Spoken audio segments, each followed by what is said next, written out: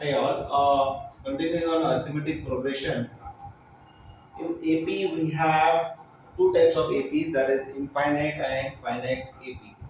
What do you mean by infinite AP? It means the total number of terms is not finite, that is, you do not have anything like a fixed set of numbers. It can keep on continuing as many numbers as it wants. Take an example list of natural numbers like 1, 2, 3, 4. We don't have anything like a last term. Okay, same way list of odd numbers, positive odd numbers can be 1, 3, 5, 7. So list goes on. Okay, so we don't have anything like a last term. And we have something called finite terms where we have a fixed number of total terms, that is we have specifically a set of numbers. In that we have a last term. So if we have in a particular AP total m terms, then obviously the last term will be denoted by am, and that sometimes the last term is also called as denoted by letter L. Some of the examples that we can think of finite AP are, suppose a student is giving a paper of mathematics, and the mathematics paper is of 100 marks, and every time he is improving his score. Initially he got 70 marks, and again and again the paper was conducted.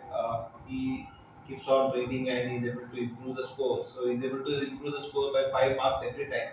So he gets 70 marks in the first test, second test 75, 80, 85. Like this, he keeps on adding 5 marks in each and every subsequent test of the maths paper, which is of 100 marks. Then obviously he can maximum get 100 marks because the paper itself is of 100 marks. So this we can consider as a finite AP.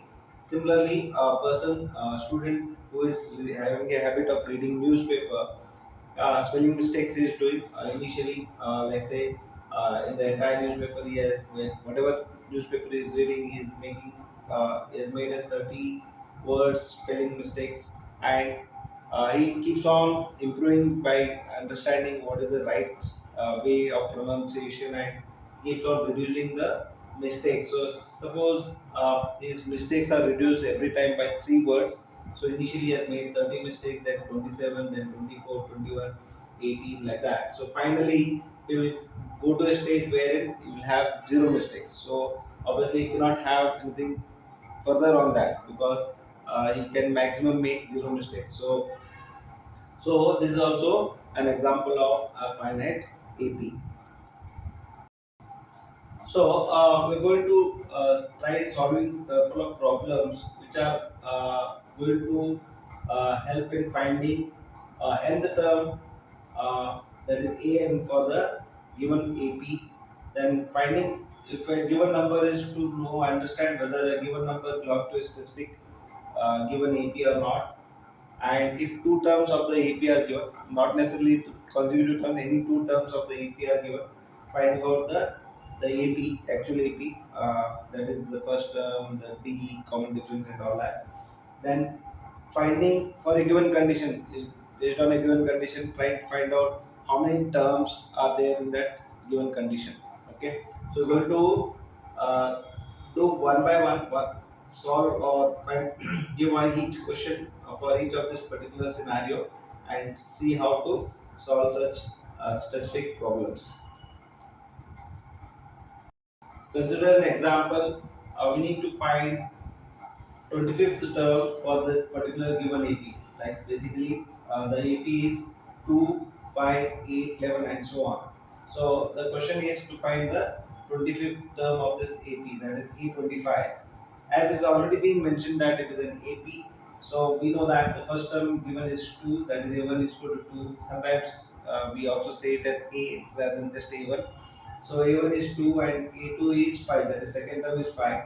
And as we know, common difference is nothing but difference between two consecutive terms, that is the whatever term, then is minus the preceding term. So taking here A2 minus A1, you get 5 minus 2 as 3. Hence common difference D is 3 here. And we know the general term, which is general term of an AP, that is An is we have formula called A1 plus n minus 1D. Now since A 25th term is asked to replace n by 25, so A 25 is equal to A1 plus 25 minus 1D. So it becomes A1, replace the values of A1 and D. So A1 is 2, then 25 minus 1 is 24 into 3. So 24 into 3 is 72, 2 plus 72 is 74. So the 25th term of this AP will be 74, hence the answer will be 74. A25 is equal to 74. So let's consider an example for the following AP, that is 523, 505. These are the list of numbers in the AP. So question is, we need to find out if 73 and 200 are part of the AP or not. So how do you solve such type of questions? Basically, here already it has been mentioned that this is an AP. So now we know that since this is the first term, so A1 or A is equal to 523, A2 is 505, and the common difference will be nothing but 505 minus 523, which is equal to minus 80. Now, since we need to find out if 73 belongs to this particular list of numbers that is part of this AP or not, the way to solve this question will be, first we need to assume that 73 is part of the AP. So now once we assume that 73 is a part, we need to find out the term number. What is the term number whose value is 73? Hence, if we get a natural number, if the term number we get a natural number, then we say yes, that particular number belongs to the AP. If the term number does not we don't get a natural number, then it means whatever our assumption was incorrect, because we cannot have term numbers in fractions. The term numbers can be 1, 2, 3, 4. They are natural numbers. So if the term number comes out to be a fraction that is not a natural number, then our assumption is wrong. Hence, the number will not belong to the AP. So on this basis, so what we'll do is we'll say an is equal to the term number. We need to find out the nth term, that is which is equal to 73. So we know the general formula of nth term is equal to a1 plus n minus 1d. So solving, putting the values of a1, d, we get 73 is equal to 523 plus n minus 1 into minus 18.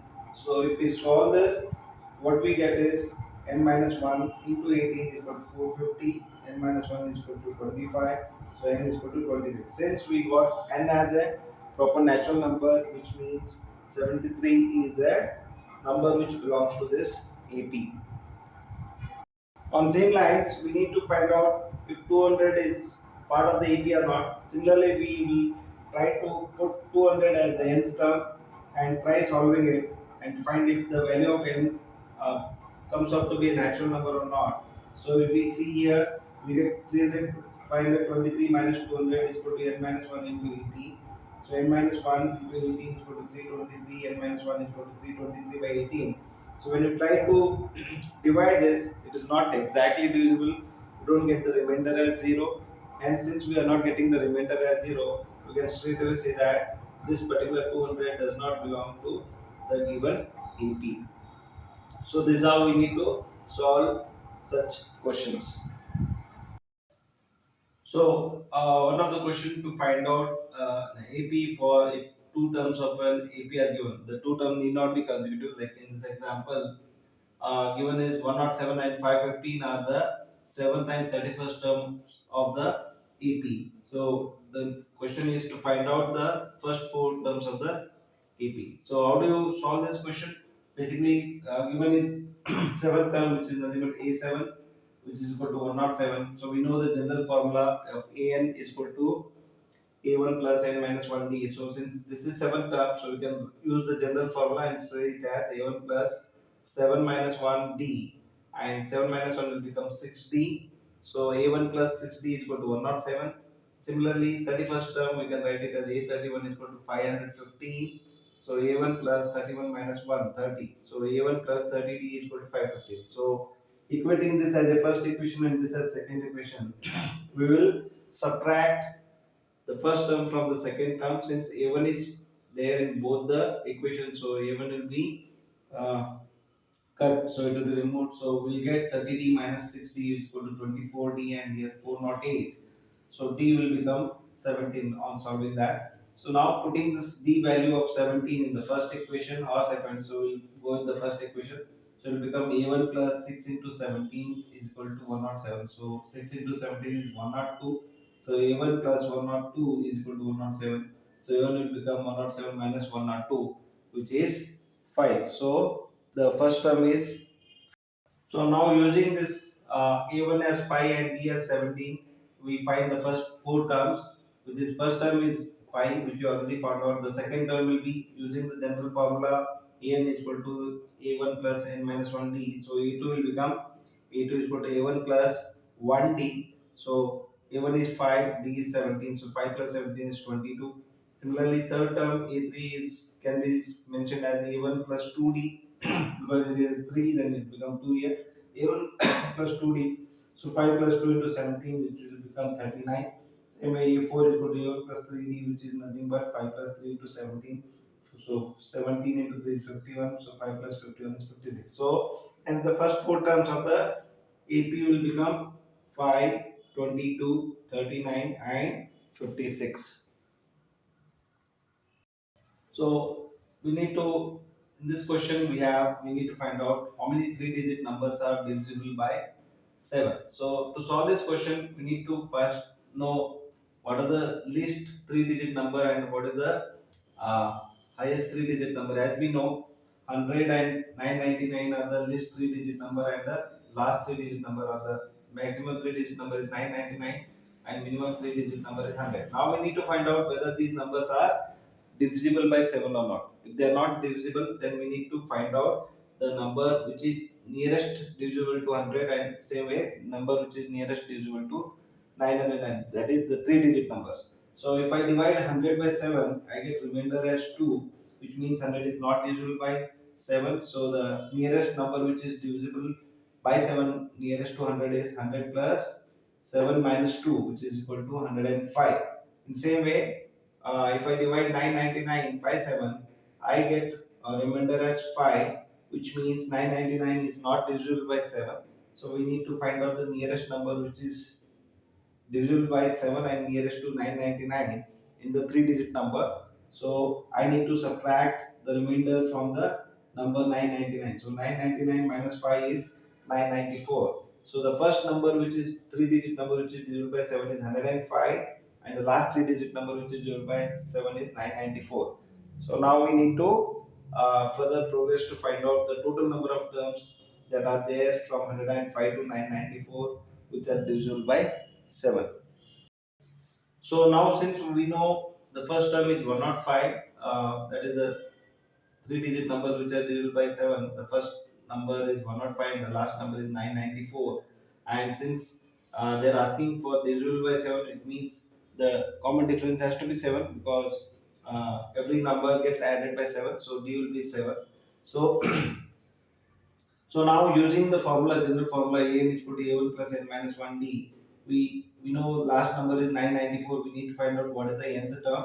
So 994 is equal to first term 105 plus n minus 1 into 7. So solving this, what we get is 994, 105, subtract it, 889, n minus 1 into 7, bring 7 here.